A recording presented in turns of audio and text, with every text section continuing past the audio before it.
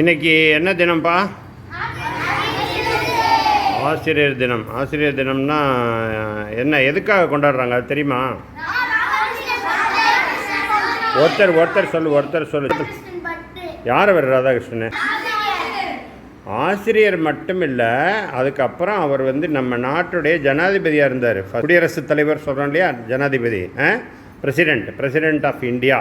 அந்த அளவுக்கு அவர் உயர்ந்தார். அதனால் அவர் பிறந்த நாளை டீச்சர்ஸ் டே அப்படின்னு கொண்டாடுறாங்க. இப்போ பிரசிடெண்ட் யார்? திரௌபதி முர்மு. ஸ்கூலில் எழுதி போட்டிருப்பாங்க போர்டில். ஹெச்எம் ரூமில் பார்த்தீங்கன்னா அந்த போர்டில் எழுதி போட்டிருப்பாங்க என்ன, பிரசிடெண்ட்டு பேர், நம்ம தமிழ்நாடுடைய சீஃப் மினிஸ்டர் பேர், கவர்னர் பேர் எல்லாமே எழுதி போட்டிருக்காங்க ஸ்கூலில். நான் கவர்மெண்ட் ஸ்கூல்லலாம் பார்த்துருக்கேன். அதுமாரி பார்த்து வச்சுக்கணும். எல்லோரும் பார்த்துட்டிங்களா? பேர் சொல்லுங்கள், அவங்க பேர் சொல்லுங்கள், பிரசிடெண்ட் பேர் சொல்லுங்கள். திரௌபதி முர்மு அவங்க பேர். அவங்க தான் இப்போ பிரசிடெண்ட்டாக இருக்காங்க. யாருடைய பிறந்தநாள் இன்னைக்கு? டாக்டர் ராதாகிருஷ்ணன். சேர்த்து சொல்லுங்கள், டாக்டர் ராதாகிருஷ்ணன். அவர் டீச்சராக பிறகு என்னவா வந்தார்? நாட்டுடைய பிரசிடெண்ட்டாக வந்தார். ஸோ அதனால் அவருடைய பிறந்த நாளை என்னவா வச்சுருக்காங்க, இந்த டீச்சர்ஸ் டேன்னு வச்சுருக்காங்க. அது இன்றைக்கி டேட் என்ன தேதி? செப்டம்பர் 5 என்னவா வச்சுருக்காங்க, டீச்சர்ஸ் டேன்னு வச்சுருக்காங்க. இப்போது உங்கள் டீச்சர்களை பற்றியெல்லாம் சொன்னீங்க இல்லையா? என்னுடைய டீச்சரை பற்றி சொல்கிறேன், கேட்டுக்கங்க. இப்போது என்னுடைய டீச்சர்களில் 4th ஸ்டாண்டர்ட் படிக்கும்போது என்னுடைய ஆசிரியர் ஒருத்தர், அவர் பேர் மிஸ்டர் ஜெயராமன் சார். அவர் என்ன பண்ணுவார், வீட்டுக்கு போயிட்டால் பசங்கள்லாம் படிக்க மாட்டாங்கன்னு சொல்லிவிட்டு, நான் ரொம்ப வில்லேஜில் படித்தேன். எங்கே? புதுக்கோட்டைன்னு சொல்லி அதுக்கு பக்கத்தில் ஒரு சின்ன கிராமம். அந்த கிராமத்தில் படித்தேன். அங்கே அப்போல்லாம் கரண்ட்டு லைட்டே வீட்டில் கிடையாது. எங்கள் வீட்டிலலாம் கரண்ட் லைட்டு கிடையாது. என்ன இப்போ எல்லா இடத்துலையும் இருக்குது இல்லையா? இங்கே எங்கேயாவது கரண்ட் லைட் இல்லாதவங்க வீடு யாராவது இருக்கீங்களா? லைட் இல்லாத வீடு, கரண்ட் லைட்டு இல்லாத வீடு. அப்போல்லாம் கிராமத்துலலாம் கரண்ட் லைட்டு அதிகமாக இருக்காது. என்ன, தெரு லைட் எரியும். அதுவும் இந்த ஒரு குண்டு பல்பு இருக்கும்ல, அந்த மஞ்சள் கலரில் இருக்கும், அவ்வளோதான். இந்த பெயிண்டெலாம் அடிச்சிருக்கோம்ல, அந்தமாரி மஞ்சள் கலரில் இருக்கும், அவ்வளோதான். அது கூட வெளிச்சம் கம்மியாக இருக்கும். அது மாதிரி இருக்க இடத்துல அந்தமாரி ஒரு கிராமத்தில் தான் நான் படித்தேன். அப்போ அந்த ஆசிரியர் என்ன செய்வார், அவர் பேர் மிஸ்டர் ஜெயராமன் சார். அவர் என்ன பண்ணுவார், பசங்க வீட்டுக்கு போனால் படிக்க மாட்டேங்கிறாங்க அப்படின்னு சொல்லி, இப்போ உங்களெல்லாம் இங்கே டியூஷனுக்கு வர வைக்கிறோம்ல, அது மாதிரி அவர் என்ன செய்வார், ஸ்கூலுக்கு வர வைப்பார். எங்களை ஸ்கூலுக்கு வர வச்சு, எப்போ என்ன கிளாஸில்? நான் 4வது கிளாஸில். அப்போல்லாம் யாரும் 4ஆம் கிளாஸுக்கெல்லாம் தனியாக பாடமெல்லாம் நடத்த மாட்டாங்க. என்ன, ஆனால் இவர் என்ன செய்வார், தன்னுடைய ஓன் இன்ட்ரெஸ்ட்டில், அவருடைய சொந்த விருப்பத்தில் பசங்களை எல்லாம் வர வச்சு 4ஆம் கிளாஸ் பையங்களை நாங்கள் போய் உட்காருவோம். இந்த ஹரிக்கேன் லைட்டுன்னு ஒன்று இருக்குது, தெரியுமா? கேள்விப்பட்டிருக்கீங்களா? யார் வீட்டில் இருக்குது ஹரிக்கேன் லைட்டு? இந்த உயரமாக இருக்கும். அது மண்ணெண்ணெய் ஊற்றி திரி வச்சு பற்ற வைப்பாங்க. அந்த வெளிச்சம் ரொம்ப கம்மியாக தான் இருக்கும். அந்த இது எல்லோரும் எடுத்துகிட்டு வரணும். வீட்டில் போயிட்டு பற்ற வச்சு அவங்கவுங்க கையில் எடுத்துக்கிட்டு ஸ்கூலுக்கு வரணும். அவரும் உட்காந்துக்குவார். உட்காந்துட்டு கிட்டத்தட்ட ஒரு 1 மணி நேரம் இருந்து பாடம் படிக்க சொல்லிவிட்டு அதுக்கப்புறம் அனுப்பி வைப்பார். இப்போ நீங்கள்லாம் டியூஷன் படிக்கிறீங்க இல்லையா? ஸோ அது மாதிரி அப்போது எப்போ நான் சொல்கிறது ஒரு 50 வருஷம் முன்னாடி, இப்போ 2024 இல்லையா? ஸோ 1964, 65 அந்த வருஷத்தில் சொல்கிறேன், 1965. அப்போவே அவர் பசங்க வீட்டில் படிக்க மாட்டேங்கிறாங்கன்னு சொல்லி அந்த லைட் பற்ற வச்சு எடுத்துகிட்டு வரணும், உட்கார வச்சு படிச்சுட்டு அனுப்புவார். ஸோ அந்த மாதிரி இருந்த ஒரு ஆசிரியர். அதனால் நம்ம அப்போல்லாம் கொஞ்சம் நல்லா படிக்கிறதுக்கு ஒரு வாய்ப்பு ஏற்பட்டுச்சு. மற்ற வாத்தியாருங்க அந்தமாரி நடத்த மாட்டாங்க. மற்ற ஆசிரியர்கள் அந்தளவுக்கு யாராவது 4ஆம் கிளாஸ்லாம் அந்தமாரி நடத்துவாங்களா? நடத்த மாட்டாங்க. அவர் ஒரு நல்ல மனிதர். அவர் பேரே வெள்ளை வாத்தியார்னு சொல்லுவாங்க. அவர் உடம்புல வெள்ளையாக இருக்குன்னு சில பேர் பார்த்துருக்கீங்களா? அவரை பசங்களுக்கு பேர் கூட தெரியாது.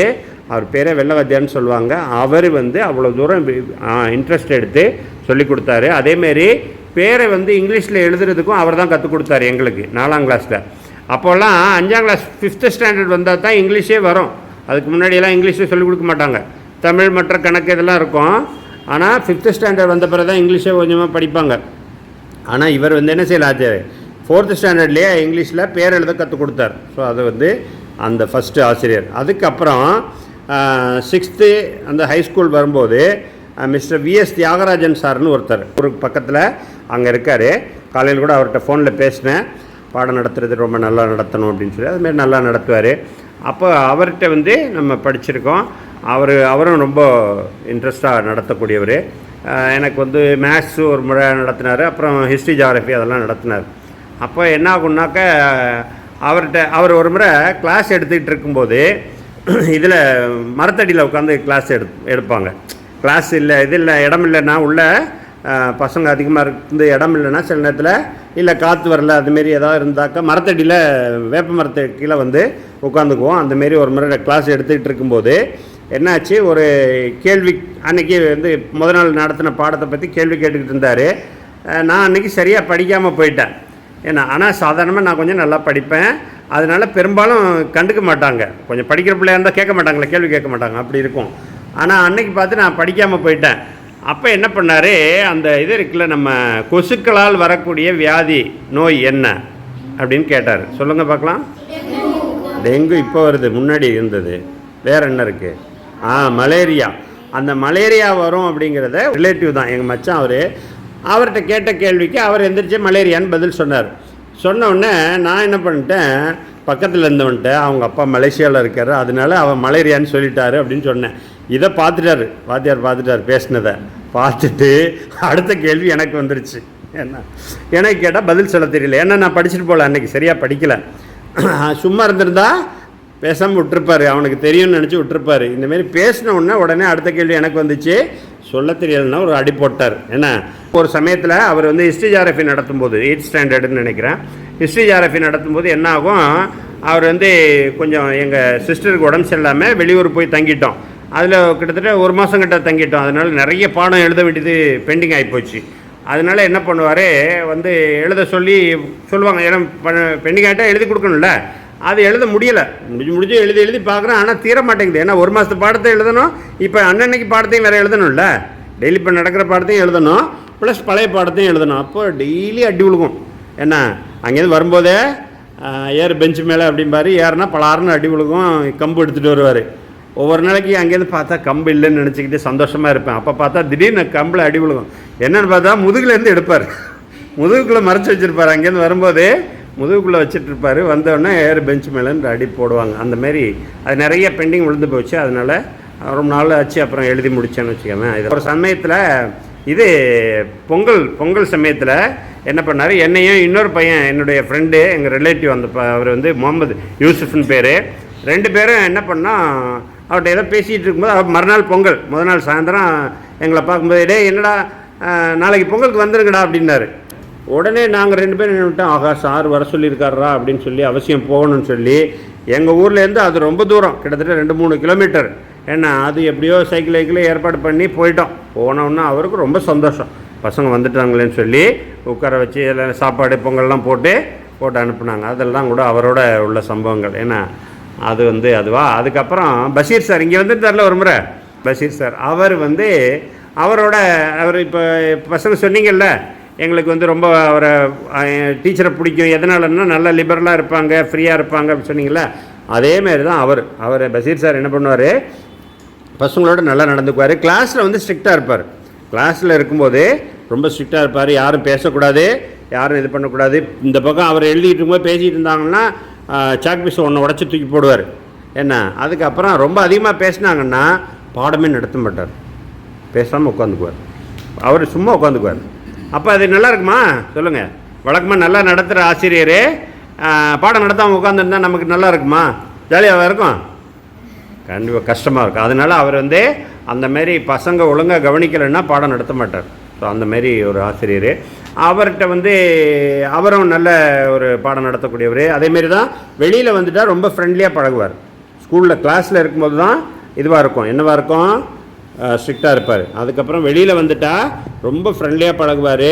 லீவு நாளில் எங்கள் ஊருக்கு வருவார். அங்கேருந்து கிட்டத்தட்ட அந்த 3 கிலோமீட்டர் தூரம் சொல்கிறேன்ல, அந்த 3 கிலோமீட்டர் தூரம் அவர் எங்கள் ஊருக்கு வந்துட்டு டியூஷன் நடத்துவார், கொஞ்சம் பாடம் நடத்துவார். அதுக்கப்புறம் போயிட்டு நாங்கள் எல்லாம் போய் கரும்பு ஒடிச்சு சாப்பிட்றது, வயல் கிணறுல போய் குளிக்கிறது. வயல் கிணறுலாம் யார் பார்த்துருக்கீங்க உங்களில்? வயல் கிணறு வயல் கிணறுல இறங்கியிருக்கீங்களா? இறங்கலை. நல்லது, பாதுகாப்பாக இருக்கணும். என்ன நீச்சல் தெரிஞ்சால் தான் இறங்கணும். ஸோ அந்த மாதிரி அங்கே போய் நாங்கள் எல்லாம் செய்வோம், கரும்பெல்லாம் ஒடிச்சு சாப்பிட்டுட்டு வயல் கிணறுல குளிச்சுட்டு அதுக்கப்புறம் வருவோம். அந்த அளவுக்கு அவர் வந்து நல்லா ஃப்ரெண்ட்லியாக இருப்பார். ஸோ இதெல்லாம் வந்து அந்த பஷீர் சாரோடைய நடக்கிறது. ஒவ்வொரு வருஷம் லீவில் முடிச்சுட்டு ஆனுவல் லீவ் வர முடியும் இல்லையா, ஆனுவல் லீவ் முடிச்சுட்டு ஃபஸ்ட்டு கிளாஸு முதல் நாள் கிளாஸ் லீவ் முடித்து ஃபஸ்ட்டு கிளாஸ் வரும்போது என்ன பண்ணுவார், அன்றைக்கி பாடம் நடத்த மாட்டார். என்ன பாடம் நடத்தாமல் என்ன செய்வார், ஒவ்வொருத்தரையாக விசாரிப்பார். நீ எல்லாம் எந்த ஊருக்கு போன, யாரை பார்த்த. அப்போல்லாம் என்ன செய்வாங்க, ஊருக்கு வெளியூருங்களுக்கு போவாங்க, சொந்தக்காரங்க வீட்டுங்களுக்கு, தாத்தா பாட்டி வீட்டுக்கெல்லாம் போவாங்க வருவாங்க இல்லையா. அந்தமாரி ஒவ்வொருத்தரையாக விசாரிச்சுட்டு நீ எல்லாம் எந்த கிளாஸ் எந்த ஊருக்கு போன என்ன பண்ணேன்னு கேட்டுட்டு எல்லாம் முடித்த பிறகு அந்த அவரும் சொல்லுவார் நான் இந்த ஊருக்கு போனேன் எல்லாம் சொல்லிவிட்டு படம் பார்த்தியா சினிமா பார்த்தியான்லாம் கேட்பார். எப்போ கிளாஸில் கேட்பார். அப்போ பசங்களுக்கே சந்தோஷமாயிடும் இல்லையா. யாராவது ஃபஸ்ட்டு கிளாஸை மிஸ் பண்ணுவாங்களா அப்போது, அந்த ஒரு நாள் முதல் கிளாஸில் மட்டும்தான், அடுத்த கிளாஸில் இருந்தெல்லாம் அந்தமாரி கிடையாது. அதனால் இந்த பசங்க லீவு முடித்து வரும்போது கொஞ்சம் கஷ்டப்படுவாங்கள்ல, ஒரு மாதம் ஒன்று, அப்போல்லாம் 2 மாதம் லீவு இருக்கும். ஆனுவல் லீவு எப்போ எவ்வளோ நாள் இருக்கும், இப்போ 2 மாதமா அதுமாரி இருக்கு இல்லையா. அதனால் 2 மாதம் லீவுக்கு பிறகு திருப்பி வரும்போது எவ்வளோ கஷ்டமாக இருக்கும்ல. ஆகா இவ்வளோ நாளாக நல்லா ஜாலியாக இருந்தோம், சுற்றினோம், ஊருக்கெல்லாம் போனோம் வந்தோம், ஆனால் இப்போ வர்றதுக்கு கஷ்டமாக இருக்கும்ல. அது மாதிரி இருக்கக்கூடாதுங்கிறதுக்காக அவர் அந்தமாரி ஒரு டெக்னிக் ஃபாலோ பண்ணுவார். அந்த ஃபஸ்ட்டு கிளாஸில் எதுவும் பாடம் நடத்த மாட்டார். இதெல்லாம் விசாரிச்சுட்டு அதுக்கப்புறம் அந்த ரீசெண்டாக அப்போ உள்ள படத்துலேருந்து ஏதோ ஒரு பாட்டு கூட பாடுவார். ஸோ அதனால் பசங்களுக்கு ஒரே சந்தோஷமாயிடும். அதனால் எந்த பையனும் ஃபஸ்ட்டு கிளாஸை மிஸ் பண்ண மாட்டான் இல்லையா. மிஸ் பண்ணுவாங்களா யாராவது, ஏன்னா அடுத்த கிளாஸ்லேருந்து பாடம் நடக்கும், ஸ்ட்ரிக்டாக இருப்பாங்க. அந்த முதல் கிளாஸ் மட்டும் அந்தமாரி பண்ணுவார். சரியா.